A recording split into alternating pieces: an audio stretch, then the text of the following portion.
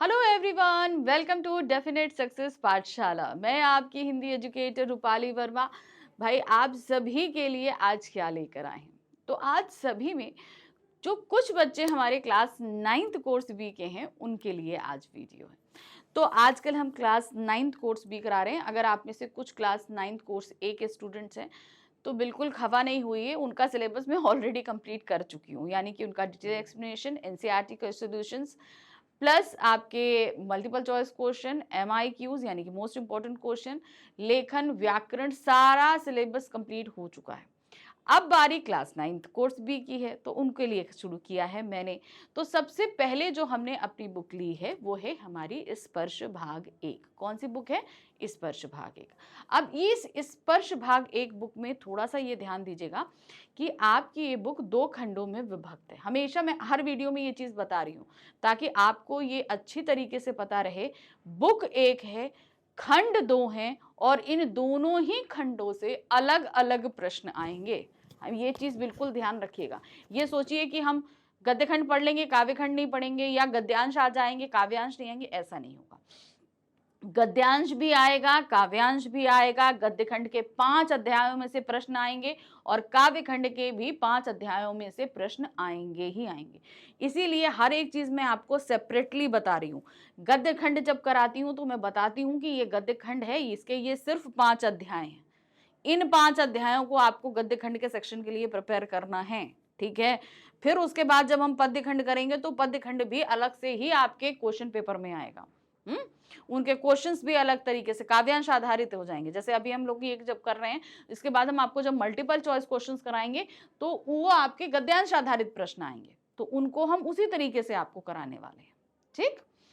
तो आज हम कर रहे हैं आपने जो हमने किया है ना गद्यांश आधार, जो गद्य खंड है, इसका हमने अभी लास्ट जो वीडियो देखा वो था चैप्टर नंबर 4, वैज्ञानिक चेतना के वाहक चंद्रशेखर वेंकट रामन।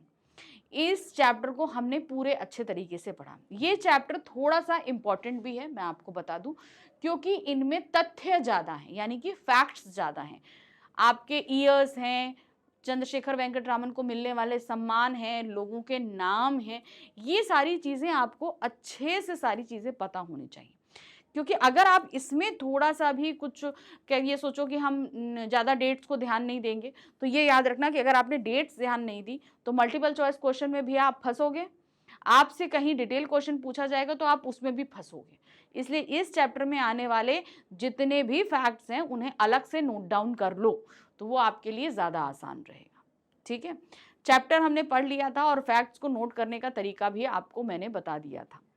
अब हम बढ़ रहे हैं इनके एनसीईआरटी सॉल्यूशंस की तरफ। यानी कि ये चैप्टर जो हमारी एनसीईआरटी बुक स्पर्श से लिया गया है, इस चैप्टर के बाद कुछ क्वेश्चंस आपके लिए दिए गए हैं जिसमें मौखिक हैं, लिखित हैं, 25 से 30 शब्दों का आंसर है, 50 से 60 शब्दों का आंसर है, व्याकरण पर आधारित प्रश्न, कई तरीके के क्वेश्चन पूछे गए। इवन हम ये बोलेंगे कि बहुत अच्छी तरीके से इतनी वैरायटी में क्वेश्चन पूछे गए हैं आपके पास में कि अगर आप इनकी प्रैक्टिस कर लेते हो तो आप खुद अपने आप पे इन क्वेश्चंस की वैरायटी से अच्छी तरह वाकिफ हो जाओगे।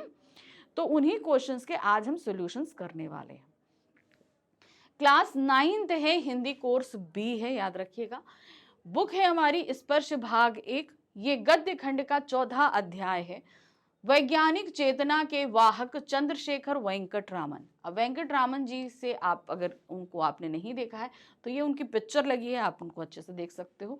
इनके हम कर रहे हैं एनसीईआरटी सॉल्यूशन, ठीक है। तो सबसे पहले हमारे पास जब ये एनसीईआरटी क्वेश्चन शुरू होते हैं तो हमारे पास मौखिक प्रश्न आते हैं। मौखिक का मतलब होता है वो प्रश्न जिनके आंसर हमें ओरली देने हैं, ठीक है। अब आप बोलोगे कि मैम ओरली दे रहे हैं तो आप लिखा क्यों रहे हो?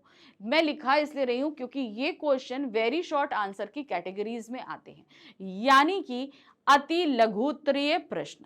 क्यों हम उसको अति लघु उत्तरीय कह रहे हैं? क्योंकि यहाँ पर निम्नलिखित प्रश्नों के उत्तर 1-2 पंक्ति में दीजिए। 1-2 पंक्ति का मतलब क्या होगा? 1 या 2 लाइन, इससे ज्यादा आपको नहीं बढ़ना। अब 1-2 लाइन में आप कितने शब्द लिख लोगे? 15 से 20, मैक्सिमम आप 20, इससे ज्यादा नहीं लिख सकते हो। तो 15 से 20 शब्दों का मतलब क्या हो गया?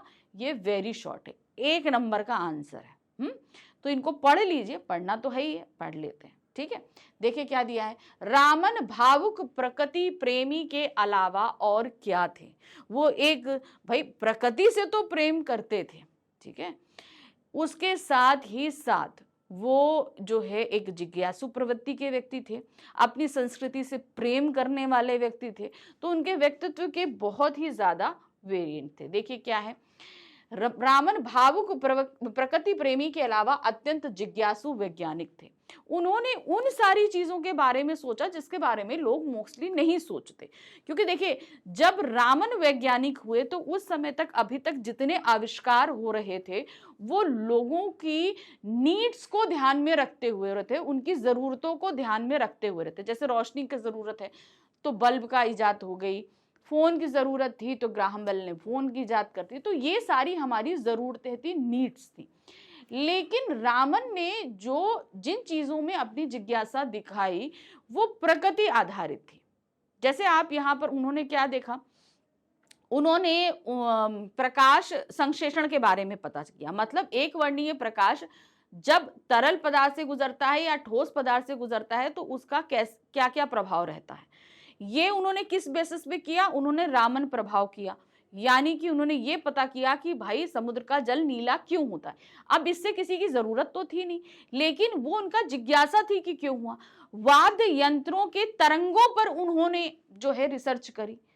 यहाँ पर नीड्स तो है नहीं, कोई नीड है, कोई जरूरत है नहीं, जरूरत है, लेकिन उन्होंने उन वो चीजों पे एक्सपेरिमेंट्स किए, उन चीजों को जाना जो मोस्टली हमारी जिज्ञासा के बेस में था, हमारी जरूरत से कहीं परे था। दूसरा है, समुद्र को देखकर रामन के मन में कौन सी दो जिज्ञासाएं उठी। पहली जिज्ञासा, समुद्र का जल नीला क्यों होता है।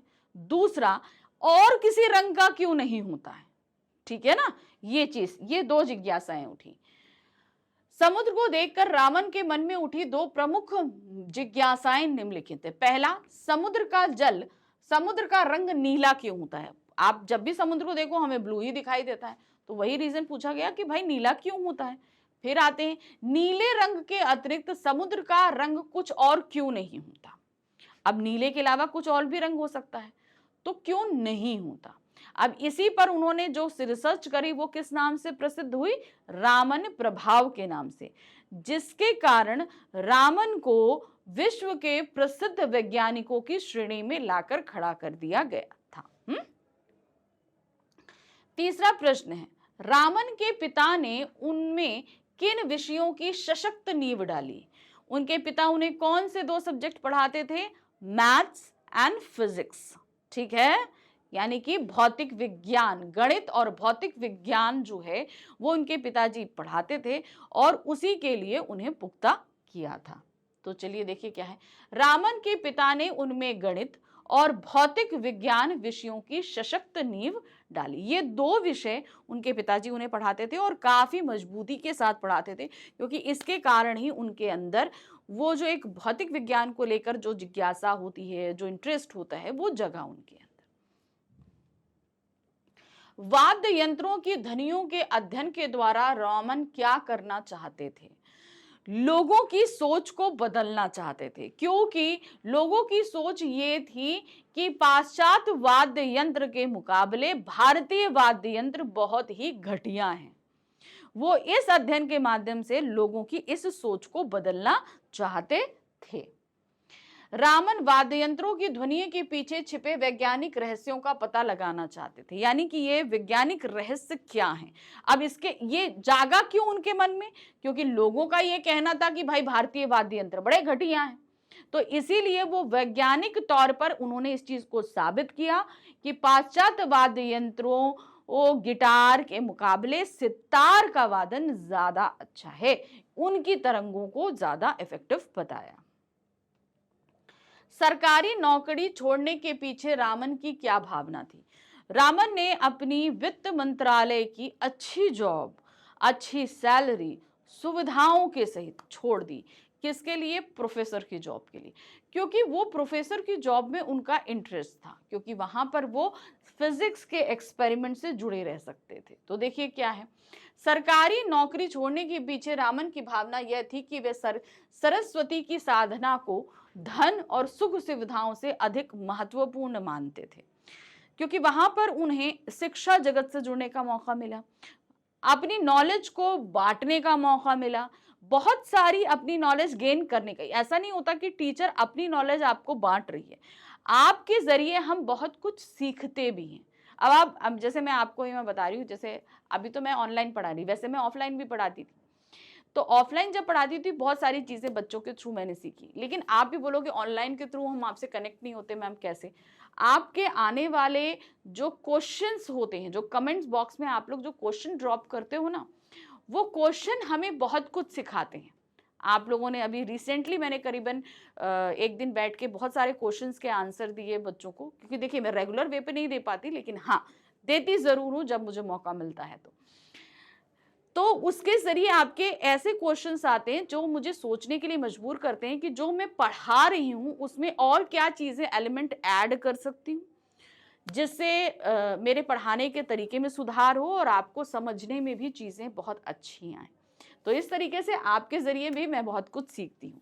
तो यहाँ पर उन्होंने सरस्वती का साधने का तात्पर्य ये था कि जो मेरे पास नॉलेज है वो आप तक जाए और आपके जरिए मैं बहुत कुछ सीख सकूं।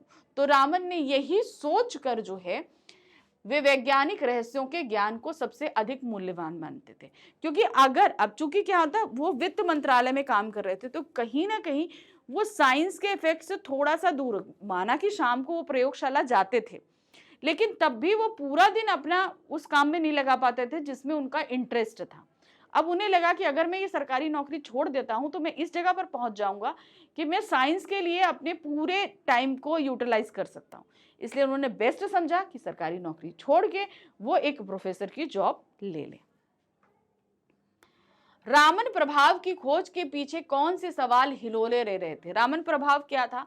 समुद्र का जल नीला क्यों है, इसका उन्होंने जो है जवाब खोजा था। तो इसके पीछे के सवाल क्या थे? रामन प्रभाव की खोज के पीछे समुद्र के नीले रंग का सवाल हिलोले ले रहा था, क्योंकि जब वो समुद्र यात्रा कर रहे थे, कब उन्होंने समुद्र यात्रा करी थी? सन 1921 में। समुद्र यात्रा के दौरान वो जहाज के डेक पर खड़े हुए, वहां खड़े होकर वो आसपास निहार रहे थे। तब उनके दिमाग में ये आया कि भाई ये समुद्र का जल नीला ही क्यों है, कोई और रंग क्यों नहीं है? फिर उसके बाद उन्होंने इस बारे में खोज करी और खोज करने के बाद जो नतीजे निकले वो रामन प्रभाव के नाम से प्रसिद्ध हुए थे। प्रश्न संख्या 7 है, प्रकाश तरंगों के बारे में आइंस्टाइन ने क्या बताया था? अब ठीक है, आइंस्टाइन ने सिर्फ एक चीज बताई थी कि भाई जो ये प्रकाश किरण है ये एक वर्णीय होती है, ठीक है, लेकिन इसे आगे चलकर रामन ने साबित किया। ठीक है, तो देखिए क्या है, प्रकाश तरंगों के बारे में बताया कि आइंस्टाइन ने बताया कि प्रकाश अति सूक्ष्म कणों की तीव्र धारा होती है, यानी कि ये एक वर्णीय होती है, लेकिन ये बहुत ही छोटे छोटे कणों की बहुत तेज धारा होती है, क्योंकि देखिए लाइट की स्पीड कितनी होती है ना, तो ये उसकी तीव्रता को बता रहे हैं और वो बहुत ही छोटे छोटे सूक्ष्म कणों से बनी होती है। प्रकाश के कण बुलेट यानी गोली के समान तीव्र प्रभाव से बहते हैं, वो इतनी तेजी से चलते हैं जैसे कि कोई गोली, इवन हम ये कहेंगे गोली से भी तेज चलते हैं, ये हम सभी को आज पता चल चुका है। तो वो गोली के प्रभाव से जैसे तेज चलते हैं, जिन्हें प्रोटॉन कहा था। आइंस्टाइन ने क्या कहा था? उन्हें प्रोटॉन कहा था। अब इसी थ्योरी को आगे साबित किया किसने? रामन ने साबित किया था। रामन की खोज ने किन अध्ययनों को सहज बनाया? आगे चल के उन्होंने अणु और परमाणु के अध्ययन को सहज बनाया। जब उन्होंने प्रकाश के एककरणीय धारा को जब तरल से और ठोस से गुजारा, तो ये पता चला कि ये बहुत ही छोटे छोटे सूक्ष्म कणों से बनी है। ये चीज साबित करने के बाद आगे अणु और परमाणुओं का अध्ययन करना आसान हो गया था। रामन की खोज ने पदार्थों के अणुओं और परमाणुओं की आंतरिक संरचना के अध्ययन को सहज बनाया। उनके इस अध्ययन से ये पता चला कि भाई अणु भी हैं, उनसे छोटे परमाणु भी हैं। फिर उनकी आंतरिक संरचना किस तरह की होती है, ये आगे चलकर नए तकनीकों से उसके बारे में अध्ययन करना ज्यादा सहज हो गया, आसान हो गया। चलिए, अभी तक हमने देखे कितने, करीबन 8 प्रश्न, है ना, 8 प्रश्न हमने देखे जो कि हमारे मौखिक प्रश्न थे। और मौखिक कहेंगे और लिखित में अगर करेंगे तो ये अतिलघु उत्तरीय प्रश्न में आएंगे। अब बुक में हमारे पास जो प्रश्न आ रहे हैं वो अब आते हैं लिखित प्रश्न। कौन से आते हैं? लिखित प्रश्न। अब ये लिखित प्रश्न है, निम्नलिखित प्रश्नों के उत्तर 25 से 30 शब्दों में दीजिए। अब आपके सामने जितने भी क्वेश्चन आएंगे इनके आंसर आपको 25 टू 30 वर्ड्स के बीच में देने होंगे। अब 25 टू 30 वर्ड्स के बीच आप जो भी आंसर दे रहे हैं ये आपको मिलेंगे इसके लिए 2 नंबर, और ये कहलाते हैं लघु उत्तरीय प्रश्न। अभी हम वेरी शॉर्ट आंसर कर रहे थे, अब हम करने जा रहे हैं शॉर्ट आंसर, ठीक है। तो ये थोड़ा सा आपको मैं पूरा ग्राफ बनाकर बता भी चुकी हूँ कि किस किस तरीके से कितने नंबर के कितने आंसर आपको करने हैं, ठीक है। चलिए अब देखते हैं पहला प्रश्न। कॉलेज के दिनों में रामन की दिली इच्छा क्या थी?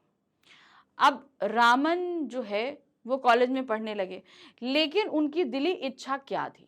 कॉलेज के दिनों में रामन की दिली इच्छा नए नए वैज्ञानिक प्रयोग करने की थी।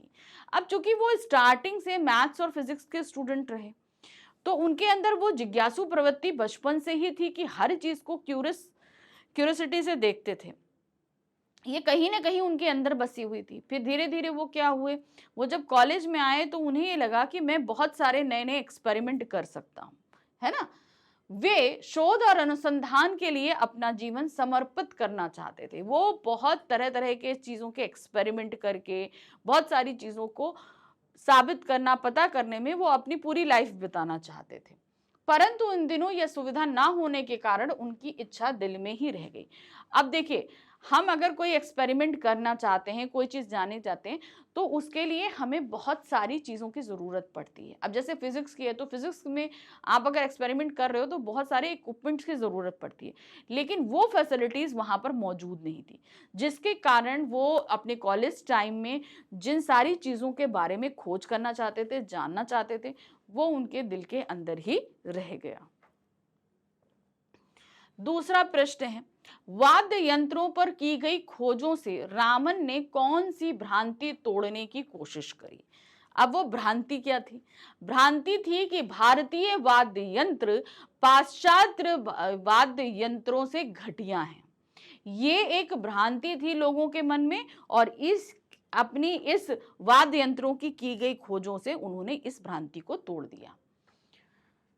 वाद्य यंत्रों पर की गई खोजों से रामन ने पश्चिमी देशों की इस भ्रांति को तोड़ने की कोशिश की कि विदेशी वाद्य यंत्रों की ध्वनियां भारतीय वाद्य यंत्रों की तुलना में अधिक उन्नत हैं और भारतीय वाद्य यंत्र विदेशी वाद्य यंत्रों की तुलना में घटिया हैं। उनका मतलब, लोगों का ये मानना था कि पश्चिमी देश के जो वाद्य यंत्र हैं इनसे निकलने वाली जो ध्वनियां हैं वो ज्यादा अच्छी हैं बनिस्बत भारतीय वाद्य यंत्र के। भारतीय वाद्य यंत्र से जो ध्वनियां निकलती हैं वो ज्यादा अच्छी नहीं है। लेकिन उन्होंने भाई इस पर जब रिसर्च करी और इस चीज को साबित किया कि नहीं, भारतीय वाद्य यंत्रों की से जो ध्वनियां निकलती हैं वो ज्यादा अच्छी हैं।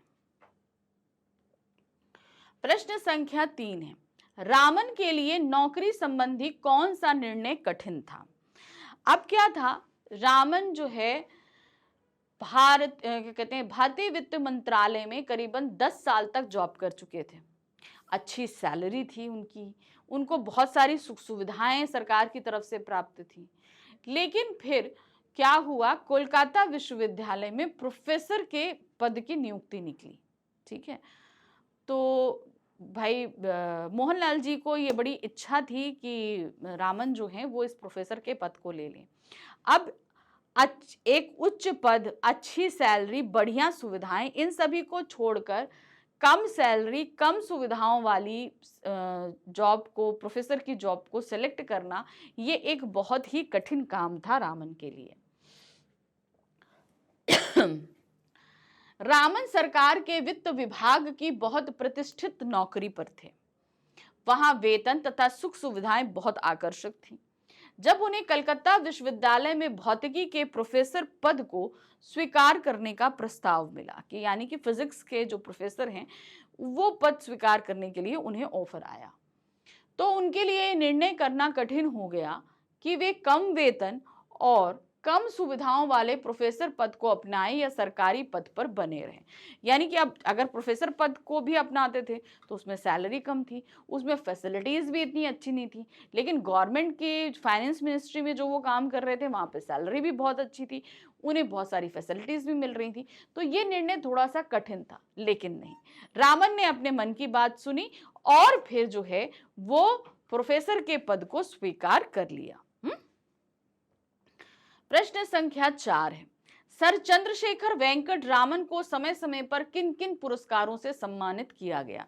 देखिए, उन्हें नोबेल पुरस्कार भी मिला, उन्हें भारत रत्न मिली, भारत का सर्वोच्च सम्मान मिला, फिर वो पहले भारतीय बने जिन्हें नोबेल पुरस्कार मिला। तो वो सारे पुरस्कार आपको यहाँ लिखने हैं। तो देखिए क्या है, अलग अलग समय पर अलग अलग उन्हें पुरस्कार मिले हैं। सर चंद्रशेखर वेंकट रामन को निम्नलिखित पुरस्कारों से सम्मानित किया गया। वर्ष 1929 में रॉयल सोसाइटी द्वारा सर की उपाधि से सम्मानित किया गया। ठीक, नेक्स्ट आते हैं, वर्ष 1930 में नोबेल पुरस्कार मिला और वे पहले भारतीय बने जिन्हें नोबेल पुरस्कार मिला। रोम का मैथ्यूज पदक मिला, रॉयल सोसाइटी का ह्यूज पदक मिला, उसके बाद मिला फिलाडेल्फिया इंस्टीट्यूट का फ्रैंकलिन पदक मिला, सोवियत रूस का अंतर्राष्ट्रीय लेनिन पुरस्कार मिला। वर्ष 1954 में देश का सर्वोत्तम पुरस्कार भारत रत्न भी उनको दिया गया। तो ये कुछ ईयर्स और कुछ पुरस्कार हैं, ये तथ्य बेस हैं, इनको तो आपको याद करना, इनमें आप कोई इधर से उधर नहीं कर सकते, ये जो जैसा है इसको वैसे लिखना। अब मैं इसको देखिए, ये इसलिए भी बोल रही हूं क्योंकि आपसे मल्टीपल चॉइस क्वेश्चन में भी पूछे जा सकते हैं, तो इन्हें आपको अच्छे से लर्न करना पड़ेगा। अब आते हैं प्रश्न संख्या 5, रामन को मिलने वाले पुरस्कारों ने भारतीय चेतना को जागृत किया, ऐसा क्यों कहा गया? देखिए क्या है, रामन ने अपने आप को उस वक्त साबित किया, उस वक्त एक वैज्ञानिक बन के उभरे। ठीक है, जिस समय, अब 1930 में इनको मिला था, है ना, अभी हम लोगों ने देखा ना पुरस्कार, उनको नोबेल पुरस्कार कब मिला था? 1930 में मिला था। देखिए, अब 1930 में मिला उनका ये नोबेल पुरस्कार, वो प्रथम भारतीय बने और उस समय हमारा देश क्या था? परतंत्र था। तो उन्होंने अपने आप को साबित उस वक्त किया जब हमारा देश परतंत्र था। अब इन पुरस्कारों ने और इन सम्मानों ने लोगों के मन में ये जगाया कि अगर हमारे अंदर इच्छा है, जिज्ञासा है, मेहनत करना है, हमारे अंदर काबिलियत है, तो हम चाहे परिस्थितियां कैसी हों, हम काम कर सकते हैं, अपने आप को साबित कर सकते हैं। और ज्यादातर लोगों ने ये देखा कि भाई विज्ञान के क्षेत्र में भी इतनी ज्यादा अपॉर्चुनिटीज हैं। पहले लोगों को नहीं पता था कि इतने मौके, इतनी अपॉर्चुनिटीज जो हैं वो विज्ञान के क्षेत्र में भी हैं, हम यहाँ पर भी कुछ कर सकते हैं। तो एक तरीके से एक बहुत बड़ी जेंट्री या बहुत बड़ा एक वर्ग जो है वो इस तरफ भी आकर्षक हुआ कि भाई चलो हम यहाँ पर भी काम करते हैं। रामन भारत के प्रथम वैज्ञानिक थे जिन्हें विश्व के कई प्रतिष्ठित पुरस्कारों से सम्मानित किया गया। तो नोबेल पुरस्कार तो विश्व का सर्वोत्तम पुरस्कार था, इसके अलावा आप फिलाडेल्फिया ले लीजिए, रूस ले लीजिए, हर जगह उनको पुरस्कार मिले ना। तो विश्व में अलग अलग जो है कंट्रीज में उनको पुरस्कार दिए जा रहे थे। वर्ष 1930 का नोबेल पुरस्कार भी शामिल है। रामन को जब ये पुरस्कार मिले तब भारत इंग्लैंड का उपनिवेश था, यानी कि हमारा देश क्या था? वो अंग्रेजों का गुलाम था और स्वतंत्रता की लड़ाई लड़ रहा था। ऐसे में यदि भारतीय विज्ञान की पहचान विश्व को मिली तो यह औपनिवेशिक भारत के लिए गौरव की बात थी और इससे सामान्य भारतीयों की चेतना जागृत हुई। उनका कहते हैं ना एक मोराल का बूस्ट होना, ये रामन ने साबित किया कि नहीं, हम भले ही एक परतंत्र देश में हों लेकिन तब भी हम इतना कर सकते हैं, भारतीयों के अंदर इतनी कैपेबिलिटी है ना। अब हम आ गए खा पे। यहाँ खा पे क्या दिया गया है? निम्नलिखित प्रश्नों के उत्तर 50 से 60 शब्दों में देने हैं। अब 50 से 60 यानी कि मिनिमम 50 क्वेश्चंस, मिनिमम 50 वर्ड्स और मैक्सिमम 60 वर्ड। तो ये एक तरीके से हमारे क्या है? लॉन्ग क्वेश्चन है। क्या है? Long question. तो इनके आंसर्स जो आप दोगे वो इतने ही वर्ड लिमिट पे होने चाहिए। अब ये दीर्घ उत्तरीय प्रश्न के लिए आपको मिलेंगे 3 नंबर। कितने मिलने वाले हैं? 3 नंबर। तो ये थोड़ा सा माइंड सेट करके आप आंसर लिखना। चलिए अब हम देखते हैं, रामन के प्रारंभिक शोध कार्य को आधुनिक हठ योग क्यों कहा गया है? अब उन्होंने कहा प्रारंभिक शोध कार्य, यानी कि जब उन्होंने स्टार्टिंग में ये सारी चीजें शुरू करी तो देखिए लोग जो हैं इस तरफ ज्यादा ध्यान नहीं देते थे। उन्हें लगता था अरे इसकी जिद है, कर रहा है, करने दो, है ना, वो चीज होती थी। रामन कलकत्ता में सरकारी नौकरी से फुर्सत पाते ही बहु बाजार स्थित Indian association for the cultivation of science की प्रयोगशाला पहुंच अपना शोध कार्य करते थे। भाई चूंकि देखिए अपनी जीविका चलानी है तो इसके लिए उन्होंने देखा कि भाई भारत में इतनी अपॉर्चुनिटीज नहीं है कि हम विज्ञान के क्षेत्र में काम करें और हमारी इतनी अर्निंग हो कि हम अपना घर चला सके, अपनी नीड्स को पूरा कर सके। तो फिर रामन के लिए ऑप्शन ये था कि वो कोई ऐसी पोजीशन ले ले जहां उनकी नीड्स पूरी हो सके, उनकी ज़रूरतें पूरी हो सके। तो उन्होंने वित्त मंत्रालय में जॉब कर ली। अब वित्त मंत्रालय, उनके जिज्ञासा और वित्त मंत्रालय दोनों अपोजिट थे, लेकिन ऐसा नहीं था कि उन्होंने अपनी जिज्ञासा नहीं पूरी, अपना मन नहीं रखा।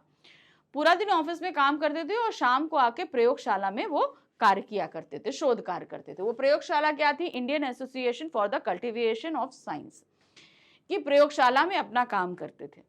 इस प्रयोगशाला में आधुनिक उपकरणों का नितांत अभाव था, यानी कि जो हम कहेंगे ना, जो मॉडर्न टेक्निक्स होती हैं वो सारी चीजें नहीं, मतलब वहां पे उपकरण बहुत ही बेसिक उपकरण थे।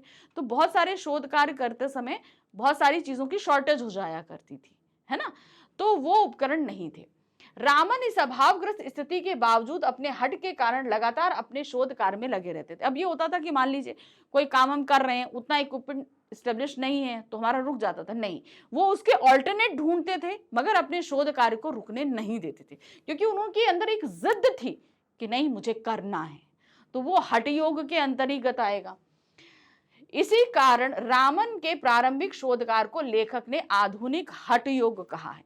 यानी कि देखिए हमारे पास अगर चीजें नहीं होती है तो हम उस रास्ते को बदल लेते हैं। उन्होंने रास्ता बदला नहीं, उन्होंने उसके ऑप्शंस ढूंढे। देखिए बहुत सारे लोग होते हैं ना कि भाई तुम्हारे पास, मेरे पास पैसा नहीं है तो मैंने पढ़ा नहीं। अरे बहुत सारे लोग होते हैं कि जिनके पास पैसा नहीं होता, वो ट्यूशन पढ़ा के अपनी फीस भरते हैं और आगे पढ़ते हैं, है ना। तो कहने का मतलब है कि अगर हमारे बीच में, हमारी लाइफ के बीच में या हमारे रास्ते में कोई हडल्स आते हैं तो हमें उनको फांद कर आगे निकलना होता है। यही काम रामन ने किया। अगर रामन ने उस जगह अपना हठ योग छोड़ दिया होता, अरे ठीक है मैं नहीं मिल रहा है, मैं काम नहीं करूंगा, तो शायद वो इतने बड़े वैज्ञानिक ना बन पाते, कभी ना बन पाते। तो ये उनका आधुनिक हठ योग ही कहा जाएगा। नेक्स्ट क्वेश्चन है, रामन की खोज रामन प्रभाव क्या है, स्पष्ट कीजिए। देखिए मैंने आपको एक्सप्लेनेशन के दौरान बताया था कि जो समुद्र का जल नीला है, इन्होंने ये चीज जब क्वेश्चन महसूस किया, और नीला ही है, इसके अलावा कोई और रंग क्यों नहीं है, भाई हर चीज का अपना कोई एक रंग होता है। तो उन्होंने कहा कि भाई ये तो नीला है लेकिन इसके अलावा कोई और रंग भी हो सकता था। तो जब इसकी खोज करी तो वो रामन प्रभाव के नाम से प्रसिद्ध हुई। तो देखिए क्या है, रामन प्रभाव के अंतर्गत अनेक ठोस रवों और तरल पदार्थों पर प्रकाश की किरण के प्रभाव का अध्ययन किया गया।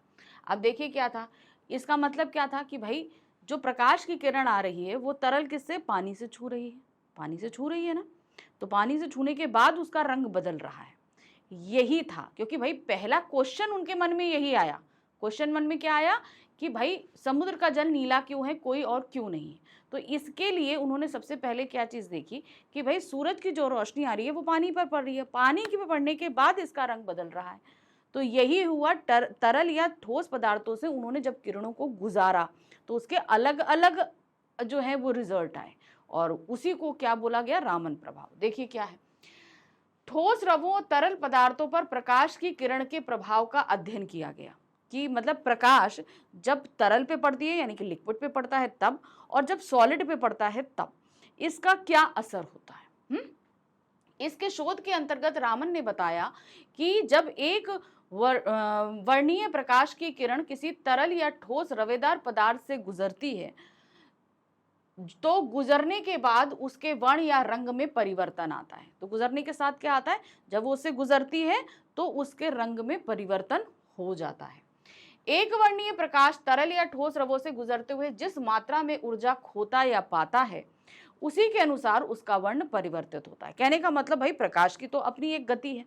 अब जब प्रकाश, उन्होंने जैसे बताया था ना कि जब वो गुजरता है तो उसमें सबसे ज्यादा ऊर्जा बैगनी रंग में होती है, यानी कि पर्पल कलर में होती है। तो वो जब खोता है, जैसे ही वो आया, उसने जिस हिसाब से वो ऊर्जा खो रहा है, पा रहा है, उस पर पड़ने वाला रंग उसी तरीके का ही होगा। सपोज जैसे मान लीजिए कि ये है, ठीक है। अब इसमें से आप अक्सर देखोगे, अगर इसके पीछे आप कैंडल जला दोगे तो अक्सर आप किसी भी ट्रांसपेरेंट चीज, कोई भी, हम हाथ की बात ही करें, हाथ से नहीं, कोई भी चीज आप रखो, कोई भी ट्रांसपेरेंट चीज रखो और इधर से रोशनी डालो, ठीक है। अब वो रोशनी इधर आपको जिस भी कलर की दिखाई देगी वो उतनी ही ऊर्जा होगी। उन्होंने क्या बोला था, सबसे ज्यादा ऊर्जा होती है आपकी पर्पल कलर में और सबसे कम ऊर्जा होती है लाल रंग में। अब इधर तो इसमें ऊर्जा है, ये जिस भी प्रकाश जो चल रहा है, अब ये प्रकाश जब आपको इधर जिस रंग का दिखाई देगा उसमें गुजरने वाली ऊर्जा उसी तरीके की होगी और उसी हिसाब से आपको उसका रंग बदलता भी दिखाई देगा। तो यही क्या कहलाया गया, रामन प्रभाव। और यही चीज उन्होंने देखी कि जब सूरज का प्रकाश पानी पर पड़ रहा है तो पानी पर पड़ने के बाद वो जिस तरीके से अपनी ऊर्जा खोता है, बैजनी के बाद क्या था, नीला रंग था, है ना। तो सबसे ज्यादा ऊर्जा किसमें, बैजनी में होती है, उसके बाद नीले रंग में होती है।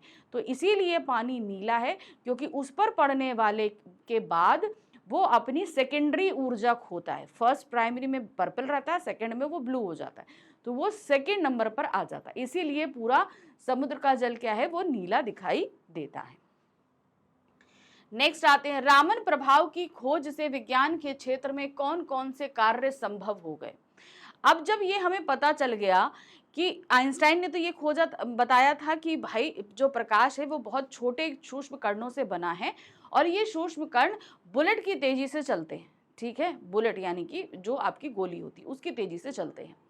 अब जब ये चीज आइंस्टाइन बता गए थे, जब रामन ने इसके ऊपर खोज करी तो उन्हें पता चला कि जब इस तरीके से गुजरते हैं तो ये इस तरीके से ऊर्जा खोते हैं। फिर उसके बाद क्या हुआ, अणु और परमाणु की आंतरिक संरचना का अध्ययन करना थोड़ा आसान हो गया पहले के मुकाबले। तो देखिए क्या है, रामन प्रभाव की खोज से पदार्थों के अणु और परमाणुओं की आंतरिक संरचना का अध्ययन करना सहज हो गया।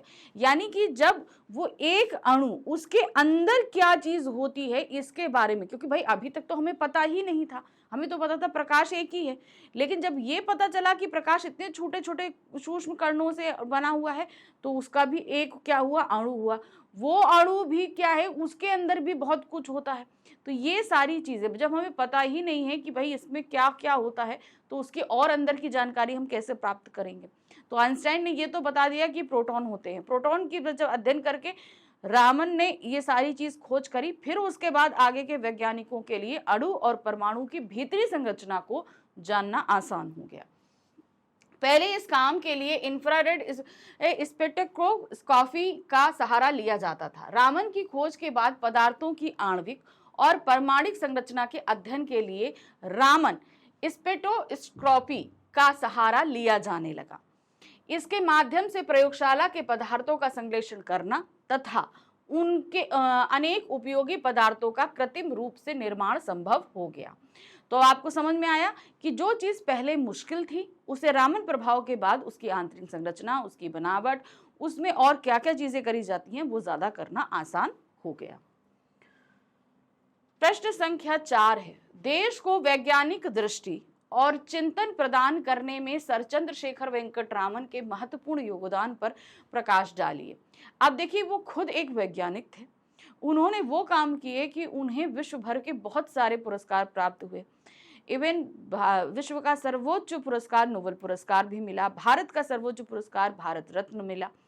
तो इस तरीके से उन्होंने बहुत हद तक लोगों को वैज्ञानिकता की तरफ मोड़ा, ठीक है। तो उन्होंने इस दृष्टि को लोगों को अपनाने, ये भी एक वे होता है दुनिया को देखने, समझने, जानने का, ये सारी चीजें चंद्रशेखर वेंकट रामन ने की। रामन बचपन से ही भौतिकी के क्षेत्र में रुचि रखते थे। किसमें रखते थे? फिजिक्स, भौतिकी मतलब फिजिक्स के क्षेत्र में इंटरेस्ट रखते थे। पिता के संरक्षण में उन्होंने गणित और भौतिकी विज्ञान की शिक्षा प्राप्त की। क्या किया उन्होंने? उन्होंने गणित भी देखी और भौतिकी विज्ञान भी देखा। इसी शिक्षा के परिणाम स्वरूप उन्होंने समुद्र के नीले रंग के परीक्षण के आधार पर प्रकाश के प्राकृतिक चरित्र का खुलासा किया। भाई उनका भाई मेन प्रेरणा क्या थी कि भाई समुद्र का जल नीला क्यों है, ये उनको प्रेरणा मिली। फिर उन्होंने प्रकाश संश्लेषण शुरू किया कि भाई एक्चुअल में प्रकाश का क्या चरित्र होता है, वो किस तरीके से काम करता है, वो क्या चीजें हैं, ये सारी चीजें रामन ने पता करी, जो रामन प्रभाव के नाम से विश्व में प्रसिद्ध हुआ। इसकी इस खोज ने न केवल आइंस्टाइन के प्रकाश संबंधी विचारों को प्रमाणित किया, बल्कि भारतीय ज्ञान विज्ञान को भी विश्व पटल पर स्थापित किया। भाई जब रामन प्रभाव तो आइंस्टाइन की दी थ्योरी के आगे चला, वो भाई ये तो आइंस्टाइन ने बताया था, लेकिन उसके आगे रामन ने ये सारी चीजें खोज करी। अब ये सब खोज करने के बाद क्या हुआ, उन्होंने सिर्फ क्या कहते हैं अपने यानी भारत को जो है वो एक विश्व के वैज्ञानिक प्लेटफॉर्म पे लाकर खड़ा कर दिया। जो अभी तक लोग ये समझते थे कि भाई यहाँ भारत क्या है, बीन बजा रहा है, सांप नाप रहा है, सपेरे का देश समझते थे, लेकिन यहाँ पर वेंकट रामन के द्वारा किया गया रामन प्रभाव ने उसे विश्व में नाम दिला दिया। पूरे विश्व में रामन के माध्यम से भारतीय वैज्ञानिक प्रतिभा को स्वीकारा गया। रामन ने भारतीय स्वाभिमान को विश्व पटल पर स्थापित कर दिया। इससे सामान्य भारतीयों में भी एक नए आत्मसम्मान एवं आत्मविश्वास की भावना उत्पन्न हुई। एक नॉर्मल जो व्यक्ति होता है उसने भी अपने आप में प्राउड फील किया। पुरस्कार भले नाम भले रामन को हुआ, लेकिन रामन एक भारतीय थे, इसके नाते सभी भारतीयों को गर्व महसूस हो रहा था। उन्होंने विज्ञान के क्षेत्र में एक नहीं भारतीय चेतना को जागृत दिया, यानी कि उन्होंने वो चेतना जगाई, वो जागरण फैलाया कि लोगों के अंदर भाई गर्व के साथ साथ इस क्षेत्र में आगे बढ़कर काम करने का इंटरेस्ट भी आया। सर चंद्रशेखर वेंकट रामन के जीवन से प्राप्त होने वाले संदेश को अपने शब्दों में लिखिए। हम सभी बहुत सारे अपने लक्ष्य डिसाइड करते हैं, बहुत सारी चीज़ों को चाहते हैं, सब कुछ है, ठीक है, हम बड़े बड़े सपने देखते हैं, बहुत ड्रीम्स देखते हैं, सब कुछ है, लेकिन उनको अगर पूर्ण करने में हमें इतनी सी भी परेशानी होती है तो हम कहीं ना कहीं उनसे डर जाते हैं, थक जाते हैं, पीछे हट जाते हैं, हमारा मोराल डाउन हो जाता है। लेकिन आपने रामन के जीवन को पढ़ने के बाद क्या सीखा? हमारे जीवन में संघर्ष होते हैं, हमें संघर्ष करते रहना चाहिए, क्योंकि हमारा जो लक्ष्य है उसे पाना आसान नहीं होता। जाहिर सी बात है, हम कभी भी कोई भी लक्ष्य अगर निर्धारित करते हैं तो वो अच्छा लक्ष्य करते हैं और अच्छी चीज़ पाने के लिए मेहनत करनी पड़ती है। तो चंद्रशेखर वेंकट रामन की इस पूरे पाठ को पढ़ने के बाद हमें ये पता चलता है कि संघर्ष करिए, लक्ष्य प्राप्त करिए और पूरा विश्व आपके स्वागत के लिए बैठा है। सर चंद्रशेखर वेंकट रामन की वैज्ञानिक उपलब्धियां अपने आप में महत्वपूर्ण संदेश हैं। वे वैज्ञानिक चेतना एवं दृष्टि की साक्षात प्रतिमूर्ति हैं। किस चीज की प्रतिमूर्ति? एक्चुअल में वैज्ञानिकता क्या होती है, ये चीज उन्होंने जानी समझी। भाई अगर हम देखें तो भाई हमारे यहाँ जो वैज्ञानिक हुए उनका इतना नाम नहीं हुआ, लोगों ने इतना जाना नहीं, क्योंकि हम अगर बहुत पुराने में बात करें वेद पुराणों में तब तो भाई उनके नाम तो अपने आप में है, लेकिन जब से भारतीयों ने परतंत्र हो गए तब से कहीं ना कहीं हमारा मोराल, हमारा सब कुछ डाउन होता चला गया। हमारे देश के हालात, कंडीशन सब कुछ डाउन हुआ, लेकिन उसमें हम इतना निराश हो गए कि हमने आगे अपनी ज़रूरतों को पूरा करने के आगे चीज़ों को सोचना ही बंद कर दिया। लेकिन रामन के द्वारा किए गए कार्यों ने हमें वाकई जो है जागृत किया। उन्होंने कहा कि नहीं, हमारी नीड्स के अलावा भी आगे बहुत कुछ है, हमें उसके लिए भी कार्य करना है। वे सादगी एवं उच्च वैज्ञानिक चेतना के प्रतीक थे। उनका जीवन यह संदेश देता है कि हमें हमेशा अपने आसपास के वातावरण के प्रति सचेत और चेतना संपन्न रहना चाहिए, हमेशा सजग रहना चाहिए, जागते रहना चाहिए और चीज़ों को समझना और जानना चाहिए।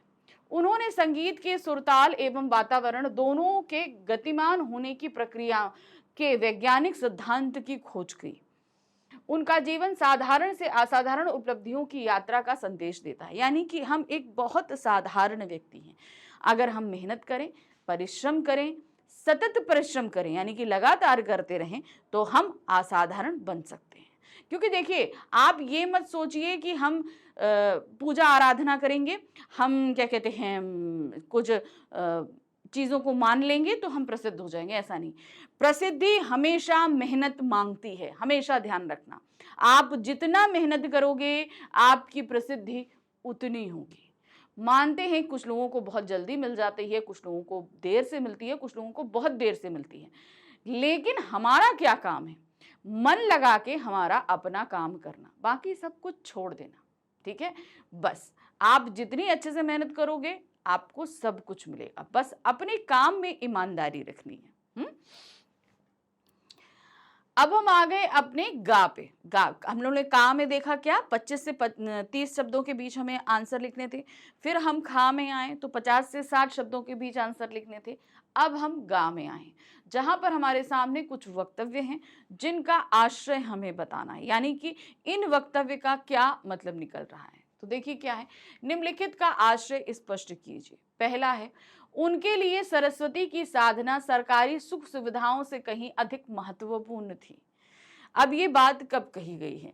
ये निरंजन मालवीय जी ने तब कही जब चंद्रशेखर वेंकट रामन ने वित्त मंत्रालय के एक उच्च पद को छोड़कर, ठीक है, रामन ने वित्त मंत्रालय के एक उच्च पद को, एक अच्छी सैलरी को, सुख सुविधाओं को छोड़कर कलकत्ता विश्वविद्यालय के भौतिकी प्रोफेसर की जॉब को एक्सेप्ट किया।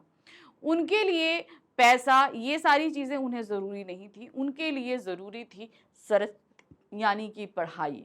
वो जो अध्ययन जिसकी तरफ उनका इंटरेस्ट था उसकी तरफ जो है उनका झुकाव ज्यादा था, इसीलिए वहां पर उनके लिए सरस्वती साधना यानी कि पढ़ना और पढ़ाना उनको ज्यादा अच्छा लगा बनिस्पत सरकार के द्वारा जो इतनी सुख सुविधाएं उन्हें दी गई थी वो उन्होंने ठुकरा दी।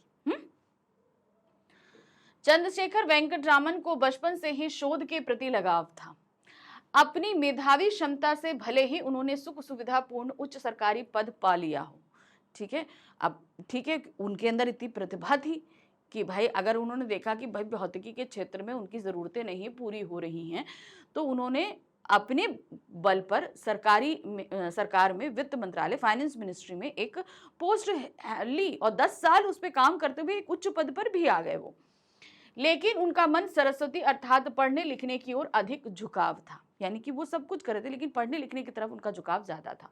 इसीलिए जब सरस्वती की साधना तथा सरकारी सुविधाओं के बीच चुनाव का वक्त आया उन्हें ये लगा कि नहीं, हमें ये करना चाहिए कि हम पढ़ाई लिखाई करें या हम जो हमको सुख सुविधाएं मिल रही हैं हम उनके साथ रहें।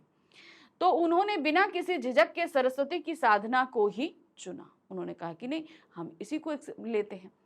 इसी का परिणाम हुआ कि उन्होंने अपने शोध कार्यों की बदौलत विश्व में नाम कमाया। क्या किया? इसी की बदौलत उन्होंने जो खोज किए उसकी वजह से आज भी उनका नाम हम लेते हैं। दूसरा वक्तव्य, हमारे पास ऐसी ना जाने कितनी ही चीजें बिखरी पड़ी हैं जो अपने पात्र की तलाश में है। कहने का मतलब क्या है? रामन ने क्या बोला कि आपके अपनी जिज्ञासु प्रवृत्ति को शांत नहीं होने देना है।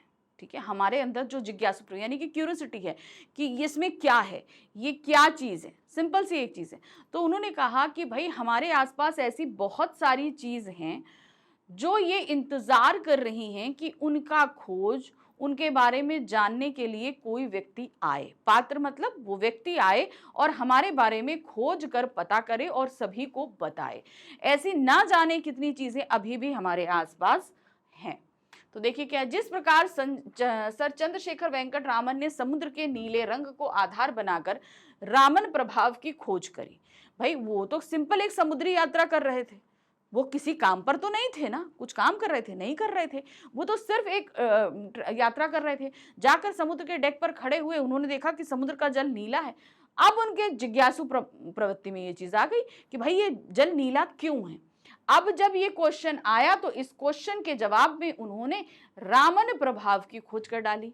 ठीक है, उसी प्रकार हमारे आसपास कई ऐसी प्राकृतिक चीजें हैं जिनका कोई ना कोई वैज्ञानिक आधार है, कि मतलब ये किस लिए कार्यरत है, उनका कोई ना कोई वैज्ञानिक आधार है।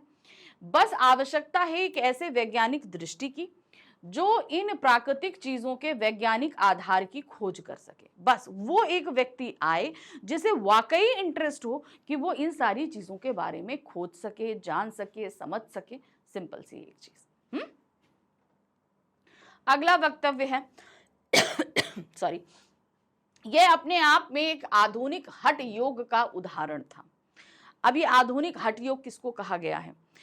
रामन एक सरकार के वित्त मंत्रालय में कार्य कर रहे थे, ठीक है। कार्य करने के बाद भी उनके अंदर की जो प्रवृत्ति थी, जो जिज्ञासा थी, वो शांत नहीं होती थी। तो वो क्या करते थे, पूरा दिन काम करने के बाद ऑफिस में शाम के समय क्या करते थे, प्रयोगशाला जाते थे। प्रयोगशाला जाने के बाद वहां पर वो प्रयोग किया करते थे।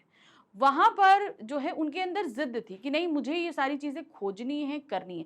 जबकि वहां पर सही तरीके से इक्विपमेंट भी नहीं थे, सारे जो उपकरण होते हैं वो भी नहीं थे, लेकिन उन उपकरणों में ही उन्होंने जो है ये बहुत सारी चीजों को खोजा और समझा।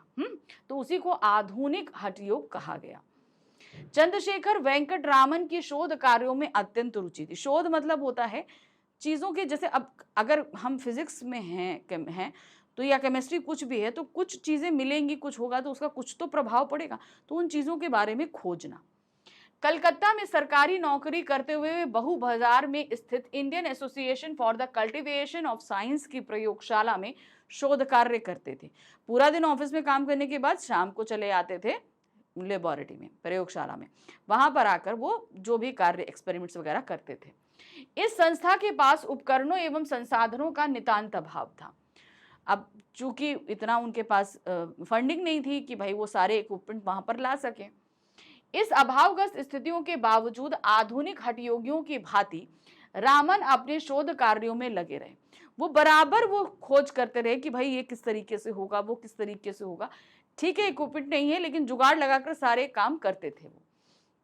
अपने शोध के प्रति यह जिद या हट ही आधुनिक हठ योग का उदाहरण है। यानी कि नहीं, अब जैसे होता है ना कि हमारे पास अगर फैसिलिटीज नहीं है तो हम वो काम नहीं कर सकते, सिंपल सी एक चीज है, नहीं है, हम नहीं कर पाएंगे। लेकिन कुछ लोग होते हैं ऐसे जिन्हें करना है तो करना है, और उस करने के लिए अगर उनके पास सही तरीके से चीजें मौजूद नहीं है तो वो उसका जुगाड़ लगाते हैं, इंतजाम करते हैं, मगर वो अपने काम को पूर्ण करते हैं। ये होता है हठ योग, यानी कि जिद कि हमें करना है। अब आधुनिक हठ योग क्यों कहा गया? क्योंकि वो जिस फील्ड में काम कर रहे थे वो आधुनिकता की तरफ ले जाना था, है ना। तो वो एक, इसलिए इसको आधुनिक हठ योग कहा गया है। चलिए अब आ जाते हैं नेक्स्ट घा में। यहां क्या दिया गया है? उपयुक्त शब्द का चयन करते हुए रिक्त स्थानों की पूर्ति कीजिए। अब हमारे पास कुछ फिलअप्स आए हैं, ठीक है, फिलिंग द ब्लैंक्स आए हैं, दिए गए हैं, इन्हें हमें फिल करना है, ठीक है। देखते हैं क्या है। रामन का पहला शोध पत्र डैश में प्रकाशित हुआ। अब कहां प्रकाशित हुआ था उनका शोध पत्र? फिलोसॉफिकल मैगजीन में, ठीक है। अब ये देखिए, ये कुछ तथ्य हैं, ये आपसे किसमें पूछे जा सकते हैं? बहुविकल्पीय प्रश्न में पूछे जा सकते हैं, इसलिए इनको जरा अच्छे से पढ़िएगा। तो ये क्या है? फिलोसॉफिकल मैगजीन में प्रकाशित हुआ था। नेक्स्ट आते हैं, रामन की खोज डैश के क्षेत्र में एक क्रांति के समान थी। कौन सा क्षेत्र था? वो था भौतिकी के क्षेत्र में, यानी कि फिजिक्स, भौतिकी के क्षेत्र में एक क्रांति के समान थी। नेक्स्ट आते हैं, कलकत्ता की मामूली सी प्रयोगशाला का नाम था। अभी मैंने इससे पहले वाले क्वेश्चन में बताया, क्या था? Indian association for cultivation of science. तो ये नाम भी आपको याद रखना है। अब देखिए, याद रखने के साथ साथ इसे लिखने की भी प्रैक्टिस करिएगा। नाम लंबा है, इंग्लिश वर्डिंग को हिंदी में किया गया है, इसलिए थोड़ा सा डिफिकल्ट रहेगा। नेक्स्ट आते हैं, रामन द्वारा स्थापित शोध संस्थान डैश नाम से जानी जाती है। कौन से नाम से जानी जाती है? रामन रिसर्च इंस्टीट्यूट के नाम से जानी जाती है। फिर आते हैं, पहले पदार्थों के अणुओं और परमाणुओं की आंतरिक संरचना का अध्ययन करने के लिए डैश का सहारा लिया जाता था। ये क्या था? इंफ्रारेड स्पेक्ट्रोस्कोपी, ठीक है। तो ये इंग्लिश वर्डिंग है, फिर से ये हिंदी में है, तो प्रोनाउंसिएशन में भी दिक्कत आएगी, लिखने में भी दिक्कत आएगी, प्रैक्टिस करिए। का सहारा लिया जाता था। नेक्स्ट आ गए, अब हम आ गए, हमने देखिए चैप्टर रिलेटेड क्वेश्चन आंसर्स कर लिए, जिनमें वेरी शॉर्ट, शॉर्ट, लॉन्ग और आपका एक्सप्लेनेशन, ये सारी चीजें हमने देख ली। उसके बाद हमने कुछ फिलअप्स भी देख लिए। अब हम आ जाते हैं अपने व्याकरण पर, ठीक है। किस पर आ रहे हैं हम? व्याकरण पर। अब व्याकरण में बहुत सारी चीजें हमारे पास में होती है कि इनका अर्थ बताइए, इनका विलोम बताइए, पर्यायवाची बताइए या वाक्य तब्दील करिए, बहुत सारी चीज होती है। तो उन्हीं को हम कर रहे हैं भाषा अध्ययन के अंतर्गत। क्या दिया गया है, नीचे कुछ समानदर्शी शब्द दिए जा रहे हैं। समानदर्शी यानी कि देखने में एक से। इनका अपने वाक्य में इस प्रकार प्रयोग करें कि इनके अर्थ का अंतर स्पष्ट हो जाए। अब देखिए यहाँ पर क्या है, प्रमाण और प्रणाम। प्रमाण का मतलब क्या होता है, सबूत। ठीक है, इस चीज का क्या सबूत है। प्रमाण मतलब होता है सबूत। प्रणाम का मतलब क्या होता है, नमस्कार। अब दिखने में एक से हैं लेकिन इनके अर्थ अलग अलग होते हैं। ठीक है, जिसे हम बोलते हैं समदर्शी भिन्नार्थक शब्द। यानी कि समदर्शी दिखने में एक से, भिन्नार्थक यानी कि अलग अलग अर्थ रखने वाले शब्द। ठीक है, जैसे अंक अंग होता है, एक सा लग रहा है लेकिन अलग अलग अर्थ होता है। ठीक है, तो इनका आपको ऐसा प्रयोग करना है कि इनके अर्थ आपको पूरी तरीके से स्पष्ट हो जाने चाहिए। चलिए देखिए कैसे करेंगे। प्रमाण, प्रमाण का हमने कैसे किया इस्तेमाल, वैज्ञानिक अपने सिद्धांतों का प्रमाण प्रयोग द्वारा देते हैं। यानी कि उन्होंने जो शोध किया है वो एक्चुअल में क्या हुआ है, ये पूरी तरीके से सबूत के साथ वो प्रस्तुत करते हैं। नेक्स्ट आते हैं प्रणाम। अनेक वैज्ञानिकों की प्रतिभा आप प्रणाम करने योग्य है। यानी कि वाकई उनके अंदर इतनी ज्यादा प्रतिभा है कि उन्हें नमस्कार, नमन करने की इच्छा होती है। नेक्स्ट शब्द है धारणा और धारण। धारणा मतलब क्या होती है, हम कोई एक धारणा बना ले, एक सोच बना ले उसके बारे में, किसी भी चीज के बारे में हम एक सोच बना लेते हैं, वो धारणा होती है हमारी। फिर होता है धारण। धारण मतलब एक्सेप्ट करना, उसको पहनना भी हम कह सकते हैं। ठीक है, हमने उसको धारण कर लिया, पहन लिया। धारणा, वैज्ञानिकों ने कई परंपरागत धारणाओं को तोड़ा। यानी कि जो बहुत समय से मान्यताएं चली आ रही थी उनको तोड़ा है। ठीक है, वैज्ञानिकों ने ऐसे बहुत सारी चीजों को खोजा जिससे बहुत पुरानी मान्यताएं टूट गई कि यानी कि अरे ये ठीक है, ये ऐसा नहीं है, तो पुरानी सोच को तोड़ा है। नेक्स्ट रहते हैं धारण। ईमानदारी की नैतिकता सभी को अपने जीवन में धारण करनी चाहिए। ईमानदारी ये एक अच्छी क्वालिटी होती है, सभी को इसे अपने अंदर लेना चाहिए, धारण करना चाहिए मतलब एक्सेप्ट करना चाहिए। पूर्ववर्ती और परवर्ती। ठीक है, पूर्ववर्ती का मतलब क्या होता है, पहले हो चुका। परवर्ती यानी कि बाद। ठीक है, अब देखिए इसको क्या बताएंगे। पूर्ववर्ती, रामन के पूर्ववर्ती वैज्ञानिक प्रकाश को एक तरंग की तरह मानते थे। यानी कि रामन के पहले जो वैज्ञानिक थे, पूर्ववर्ती मतलब वो मैंने बताया ना जो पहले हो चुका, पूर्ववर्ती मतलब पहले। तो पूर्ववर्ती का मतलब क्या होता है, जो पहले हो गया। तो रामन के पहले के जितने भी वैज्ञानिक थे उनका मानना था कि प्रकाश जो है वो एक तरंग है, एक लहर है, एक वेव है। ठीक है, नेक्स्ट आते हैं परवर्ती। रामन प्रभाव की खोज ने परवर्ती वैज्ञानिकों का अध्ययन सहज कर दिया। यानी कि बाद के, अब उन्होंने ये रामन ने जो है ना ये खोज करी रामन प्रभाव की, उसके बाद उनके बाद आने वाले वैज्ञानिकों के लिए अणुओं और परमाणुओं का अध्ययन आसान हो गया क्योंकि उन्होंने ऑलरेडी एक खोज कर दी थी जिसके चलते। ठीक है, परिवर्तन और परिवर्तन। ठीक है, क्या है परिवर्तन और प्रवर्तन। अब इसका मतलब क्या होता है, परिवर्तन मतलब तो आप जानते हो कि हम किसी चीज में बदलाव दें, और परिवर्तन का तात्पर्य होता है जहां पर हम किसी चीज को एक्सेप्ट करने या स्वीकार करने की बात करते हैं। सामाजिक परिवर्तन लाने के लिए आरक्षण की व्यवस्था लागू की गई। अब समाज में हमारे पहले क्या था कि जो निम्न दर्जा था वो बहुत ही डाउन था और अपर बहुत ज्यादा था। तो अब ये हुआ कि निम्न दर्जे को अगर ऊपर उठाना है तो उसे हर क्षेत्र में आरक्षण दिया जाए। ठीक है, नेक्स्ट आते हैं परिवर्तन। भारतीय वैज्ञानिकों ने अनेक सिद्धांतों का परिवर्तन किया, यानी कि उनको संचारित किया।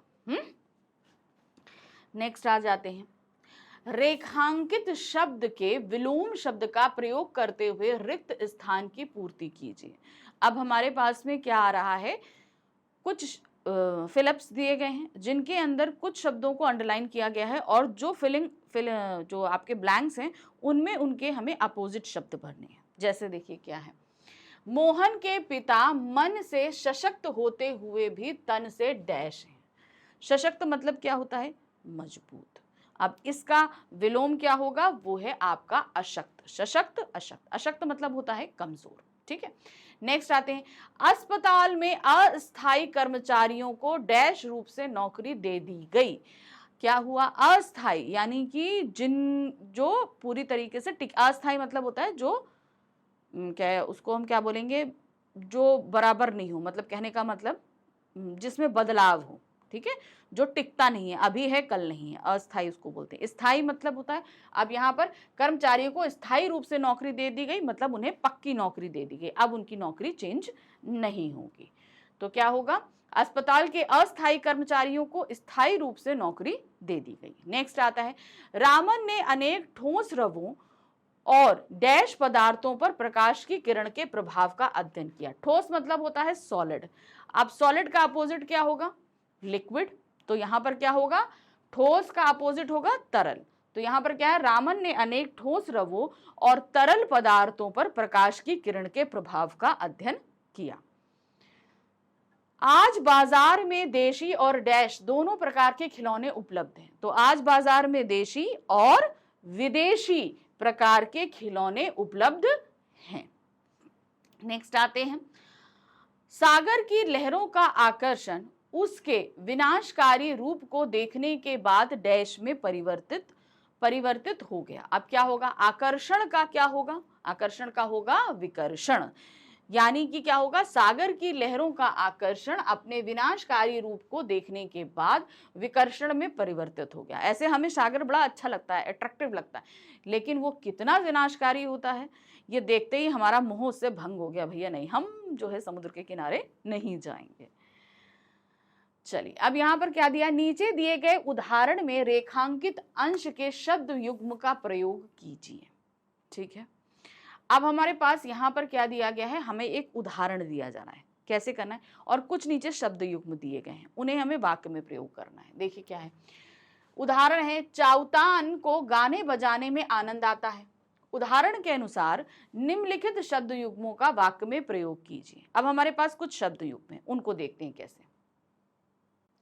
सुख सुविधा, जैसे यहाँ पर गाने बजाने का वाक्य बनाया गया है, ऐसे अब हमें सुख सुविधा का वाक्य प्रयोग करना है। तो देखिए कैसे करेंगे। सुख सुविधा, रोमैया के घर में सुख सुविधाएं भरपूर हैं। तो अब सुख सुविधा का हमने बनाया, तो क्या है? रोमैया के घर में सुख सुविधाएं भरपूर हैं। नेक्स्ट वर्ड है आपका अच्छा खासा। तो इसका क्या होगा?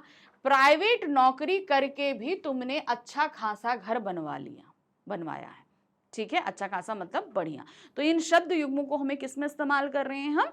हम वाक्य में इस्तेमाल कर रहे हैं। नेक्स्ट आते हैं प्रचार प्रसार। ठीक है, प्रचार प्रसार, इसके लिए क्या हम इस्तेमाल करेंगे वाक्य प्रयोग? हिंदी को राष्ट्रभाषा के रूप में पूरी तरह स्थापित करने के लिए प्रचार प्रसार की आवश्यकता है, यानी कि उसे बहुत ज्यादा प्रचारित करने की आवश्यकता है। नेक्स्ट है आसपास। इसके लिए क्या होगा? हमें आसपास के पर्यावरण के प्रति संवेदनशील होना चाहिए। तो ये शब्द युग्म है, वाक्य में प्रयोग करते हुए चल रहे हैं। अब आगे नेक्स्ट क्या है? प्रस्तुत पाठ में आए अनुस्वार और अनुनासिक शब्दों को निम्न तालिका में लिखिए। अब हमारे पास इस पूरे पाठ में बहुत सारे अनुस्वार और अनुनासिकाएं, इसमें तो आपको पूरी तरीके से क्लियर होगा। वैसे ये अनुस्वार और अनुनासिक आपके व्याकरण का टॉपिक भी है, ध्यान रखिएगा, जिसे हम आपको अभी आगे कराएंगे। तो देखिए क्या है, अनुस्वार मतलब होता है जहां हम बिंदी लगाते हैं, सिर्फ बिंदी। अब ये किन किन नियमों के तहत लगती है, ये तो जब हम टॉपिक आपको कराएंगे तो सारी चीजें समझाएंगे। फिर आते हैं जहां चंद्र बिंदु लगता है, उसे हम अनुनासिक कहते हैं। ठीक है, अब देखिए अनुस्वार आए हैं कितने सारे, अंदर, असंख्य, संस्था, नितांत, चंद्रशेखर, अत्यंत। अब हम बात करें अगर अनुनासिक की, तो अनुनासिक में कौन कौन से हैं? ढूंढते, जहां, भांति, पहुंचता, ढूंढने, चांदनी। तो ये सभी क्या हैं? आपके अनुनासिक हैं। नंबर 5 क्वेश्चन है, पाठ में निम्नलिखित विशिष्ट वाक्यों का प्रयोग किया गया है, सामान्य शब्दों में इनका आशय स्पष्ट कीजिए। अब कहते हैं ना, कुछ एक ऐसे शब्द होते हैं जिन्हें हम लिखते हैं लेकिन उनका मतलब कुछ और अलग होता है। अब जैसे यहाँ पर है घंटों सोए रहते थे, तो घंटों सोए रहते के से क्या तात्पर्य लिया गया है इस पाठ में? ठीक है, तो देखिए क्या है, घंटों से बहुत देर तक अपने चिंतन में डूबे रहते थे। अब यहाँ पर लिटरली सोए रहने का मतलब नहीं है, यानी कि वो बहुत सारी चीज़ों को सोचते रहते थे, समझते रहते थे, तो घंटों वो अपनी चीज़ों में खोए रहते थे, सोचते रहते थे। स्वाभाविक रुझान बनाए रखना, इसका क्या है? सहज रुचि को कायम रखना, यानी कि लोगों का जो नॉर्मल प्रवृत्ति होती है उसे हमें बनाए रखना है। अब जैसे बहुत सारे हम लोग काम करते हैं तो लोगों का मन हमसे हट जाता है, ठीक है, लेकिन अब उसमें इंटरेस्ट बना रहे तो हमें निरंतर ऐसे काम करने हैं कि वो लोगों के आकर्षण का कारण बना रहे, तभी उनकी सहज रुचि कायम रहेगी, उनकी जो इंटरेस्ट है वो उस चीज में कायम रहेगा। अच्छा खासा काम किया, अब इसका क्या मतलब है? पर्याप्त काम किया, यानी कि सफिशिएंट वर्क जो होना चाहिए किसी काम करने में वो उन्होंने किया। हिम्मत का काम था, यानी कि बहुत ही ज्यादा मुश्किल काम था, ठीक है। यहां पर क्या है? अत्यधिक दुष्कर या कठिन कार्य था, बहुत ही मुश्किल, तो क्या कीजिएगा? अत्यंत कठिन और दुष्कर कार्य था। सटीक जानकारी, यानी कि एकदम पुख्ता जो नॉलेज होती है वो है। बिल्कुल सही एवं प्रामाणिक ज्ञान या सूचनाएं, बिल्कुल सही व एवं प्रामाणिक ज्ञान और सूचनाएं, किसी के बारे में एकदम एक्यूरेट जानकारी देना और एकदम सही, वो हमारी क्या कहलाती है? सटीक जानकारी। काफी ऊंचे अंक हासिल किए, यहाँ का मतलब है बहुत अच्छा परिणाम, काफी ऊंचे अंक पास किए, यानी कि मान लीजिए किसी को 99.9% मार्क्स आ जाए तो उसका मतलब है उसने बहुत अच्छा उसका रिजल्ट आया, तो उसका क्या मतलब होगा? बहुत अच्छा परिणाम आया। परिणाम का मतलब रिजल्ट आना, अच्छे अंक आना, यानी कि बहुत अच्छे नंबर आना, तो नंबर के जरिए क्या होगा? उसका रिजल्ट अच्छा आया। कड़ी मेहनत के बाद खड़ा किया गया, अब यहाँ क्या है? बहुत परिश्रम के बाद सोच संस्थान की स्थापना की गई, तो कड़ी मेहनत के बाद खड़ा किया गया मतलब है हम किसी काम को करने के लिए बहुत ज्यादा मेहनत करते हैं। अब जैसे रामन ने जब रामन रिसर्च इंस्टीट्यूट स्थापित किया तो उसके लिए उन्होंने बहुत मेहनत करी, तो क्या किया? बहुत परिश्रम करके, यानी बहुत मेहनत के बाद खड़ा किया, मतलब उन्होंने उस इंस्टीट्यूट को स्थापित करने के लिए बहुत मेहनत करी थी। मोटी तनख्वाह, अब यहाँ पर क्या है? बहुत अधिक या आय या वेतन, यानी कि किसी को बहुत अच्छी आय या वेतन मिल रहा हो उसके लिए। पाठ के आधार पर मिलान कीजिए, ठीक है। अब हमारे पास कुछ आया है, देखिए क्या है? नीला काम चलाऊ, तैनाती, रवे, घटिया, भारतीय यंत्र, भेदन, वैज्ञानिक रहस्य, पिता, समुद्र, उपकरण, नींव, प्रोटॉन, कलकत्ता, तो ये सब ऊपर नीचे मिले हुए हैं, ठीक है। तो अब इनको हम क्या बताएंगे? जैसे नीला है तो वो समुद्र है, ठीक है ना, तो इसको हम कैसे मिलाएंगे? चलिए देखते हैं। यहाँ पर जैसे यहाँ पर दिया है नीला, तो नीला का क्या आएगा? समुद्र। तैनाती कलकत्ता में, उनकी तैनाती कहाँ हुई थी? यानी कि वो कहाँ पर जॉब कर रहे थे? कलकत्ता में कर रहे थे। घटिया क्या थे? भारतीय वाद्य यंत्र, घटिया किसको बोला गया था? भारतीय वाद्य यंत्रों को। भेदन किसका किया? उन्होंने रवे का, यानी कि ठोस रवे का भेदन किया था। फिर आते हैं पिता, पिता ने उनकी नींव रखी, भाई गणित और भौतिकी का ज्ञान देते थे तो उनका इंटरेस्ट जगाया, यानी कि उनकी नींव रखी। उपकरण काम चलाऊ थे, यानी कि Indian association for the cultivation of science की जो प्रयोगशाला थी उसमें जो उपकरण थे वो बहुत ही काम चलाऊ थे। प्रोटॉन क्या थे? वैज्ञानिक रहस्य था, ये क्या? एक वैज्ञानिक रहस्य था, लोगों को अभी इसके बारे में पता नहीं था, लेकिन रामन ने इसको पूरी तरीके से डिकोड किया और इस रहस्य को उद्घाटित किया। नंबर 7 है, पाठ में आए रंगों की सूची बनाइए, इसके अतिरिक्त 10 रंगों के नाम और लिखिए। पाठ में देखिए इंद्रधनुष के सारे रंग बताए गए। इंद्रधनुष के रंग क्यों? क्योंकि जब प्रकाश किसी भी चीज से गुजरता है तो वो अलग अलग रंगों में विभक्त हो जाता है, 7 रंगों से होता है, तो वो 7 रंग तो दिए गए हैं, इसके अलावा आपको 10 और रंग बताने हैं। तो देखिए पाठ में आए रंग क्या है?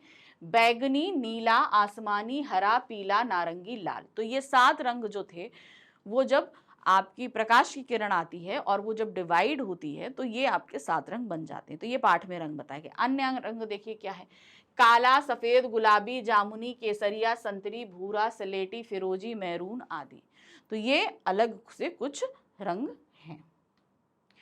प्रश्न संख्या 8 दिया गया है, क्या है? नीचे दिए गए उदाहरण के अनुसार ही का प्रयोग करते हुए 5 वाक्य बनाइए। अब ही शब्द क्या होता है? ही शब्द और भी शब्द ये जो दोनों होते हैं ये निपात होते हैं। निपात का मतलब होता है जब हम कोई सेंटेंस बोलते हैं तो किसी पर्टिकुलर वर्ड पर हमें जोर देना होता है, ठीक है, तब हम इसका इस्तेमाल करते हैं। जैसे मैं बोलूंगी मैं तो जा रही हूं, तुम भी मेरे साथ चलोगे। अब तुम के साथ हमने भी लगाया, यानी कि तुम वाले शब्द पर हम ज्यादा जोर डाल रहे हैं। तो क्या कहा, मुझे दाल चावल खाना है और साथ में अचार ही खाना है। तो हम अचार के ऊपर जोर दे रहे हैं, इसलिए हमने वहां पर ही शब्द को लगाया। तो जब भी हम सेंटेंस बोलते हैं, सेंटेंस बोलते समय हम इन दो शब्दों का इस्तेमाल पर्टिकुलर कुछ शब्दों के ऊपर प्रेशर डालने या जोर डालने के लिए करते हैं, जिन्हें निपात कहा जाता है, ठीक है। तो उन्हीं का हमें इस्तेमाल करके वाक्य बनाने हैं। अब उदाहरण के तौर पर आपको यहाँ दिया गया, क्या दिया गया है, उसके ज्ञान की सशक्त नींव उसके पिता ने ही तैयार की। अब उसके मतलब रामन के ज्ञान की जो सशक्त नींव थी वो उनके पिता ने ही तैयार की। अब हम यहाँ पर पिता के ऊपर जोर दे रहे हैं, इसलिए हमने यहाँ पर ही शब्द का इस्तेमाल किया है, ठीक है। ही एक अव्यय होता है, हमेशा ध्यान रखिएगा, इसमें तब्दीलियां नहीं होती हैं। चलिए अब देखिए उत्तर में हमने कुछ शब्द बना लिए हैं। सेब के गिरने का रहस्य न्यूटन ही समझ सका। अब यहां पर हमने क्या किया है, न्यूटन पर जोर दिया है ना। किस पर जोर दे रहे हैं, हम न्यूटन पर जोर दे रहे हैं, इसलिए हमने यहां पर ही शब्द का इस्तेमाल किया है।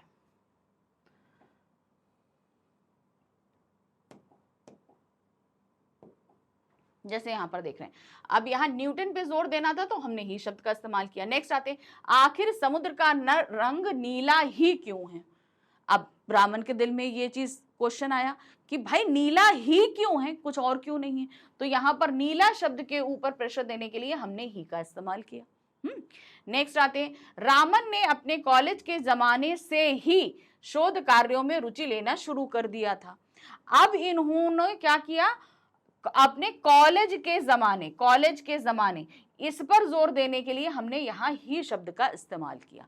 उसी समय से ही कर दिया था जब वो कॉलेज में थे। यह चित्र मैंने ही बनाया है। अब कोई चित्र अच्छा है, वो लोगों ने बड़ा अच्छा है, तो आप वहां पे बताओगे भाई मैंने ही बनाया है, किसी और ने नहीं बनाया। तो अपने यहाँ पर मैंने शब्द पर जोर देने के लिए हमने ही का इस्तेमाल किया। फिर नेक्स्ट आते हैं, अंगदोर्जी बिना ऑक्सीजन के ही चढ़ाई करने वाला था। अब अंगदोर्जी चढ़ाई तो करने वाला था, लेकिन बिना ऑक्सीजन के ही, यानी कि सभी लोगों को चढ़ने के लिए ऑक्सीजन सिलेंडर की जरूरत थी, लेकिन अंगदोर्जी को इसकी जरूरत, तो हमने ऑक्सीजन पे जोर देने के लिए यहां पर ही का इस्तेमाल किया। तो समझ में आ गया, ही या भी ये दोनों ही अव्यय होते हैं क्योंकि इनमें बदलाव नहीं होता है, लेकिन ये निपात कहलाते हैं। क्या कहलाते हैं, निपात कहलाते हैं, क्योंकि ये हमेशा कुछ शब्दों पर प्रेशर यानी कि जोर देने के लिए इस्तेमाल किए जाते हैं। तो ये था हमारा वैज्ञानिक चेतना के वाहक चंद्रशेखर वेंकट रामन के क्वेश्चन आंसर, जिन्हें हमने आपको पूरी तरीके से करा दिया। आपको अच्छे से समझ में आएगा। इनमें क्वेश्चंस बहुत सारे हैं, तथ्यों के साथ है। पूरा चैप्टर, पूरे क्वेश्चन आंसर्स आपके लिए बहुत इंपॉर्टेंट है, इन्हें बहुत ध्यान से करिएगा, ठीक है। चलिए अब हम लेकर आएंगे अपने गद्य खंड का आखिरी अध्याय, शुक्र तारे के समान, जहां पर महात्मा गांधी के मंत्री महादेव भाई देसाई जी के बारे में हम जानेंगे, ठीक है। मिलते हैं अगले अध्याय में। Thank you for watching, bye bye.